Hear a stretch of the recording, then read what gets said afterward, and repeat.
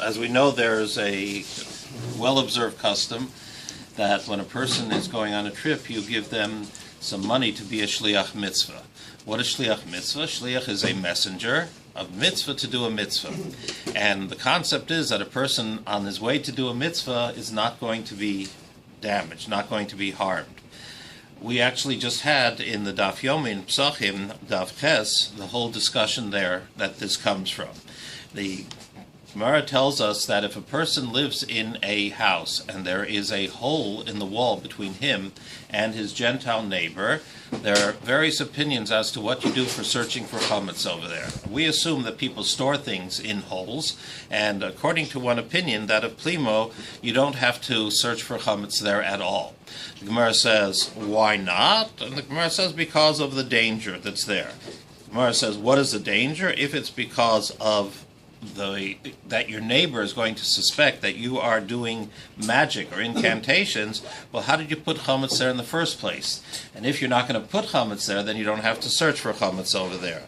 So the Gemara says that you could put it during the day, but if you're going to search at night, it looks rather curious. If you think to yourself for a moment, let's say you have a neighbor, and in the middle of the night you see a tiny light shining from a hole between you, and you take a look and you see he is going there with a candle, reaching into a hole between your walls, you certainly think that something's going on then.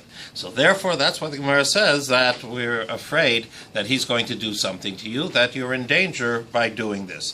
The Gemara asks, but don't we have a principle of Shliach mitzvah eino nizakin, that people who are doing a mitzvah cannot come to damage? And we know this because the Torah tells us when people would go to Yerushalayim from Israel on the 3 pilgrim festivals of the year, the Torah guarantees them that lo yachmod ish artzacha, no one will desire your land, your property will be safe, your cow will be okay, your chicken will be okay, no one's going to attack it while you're away, and even on the way back you are safe.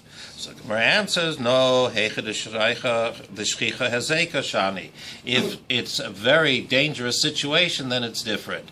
And therefore you can't rely on this when you're going into a dangerous situation. Since this has a great deal of potential for danger, why? Once again, going with a candle in the middle of the night and saying, I'm looking for a piece of bread over there, is certainly going to make your neighbor think that you're up to no good over there, putting an incantation over him. And therefore, we would not be able to rely on it when there is a lot of danger.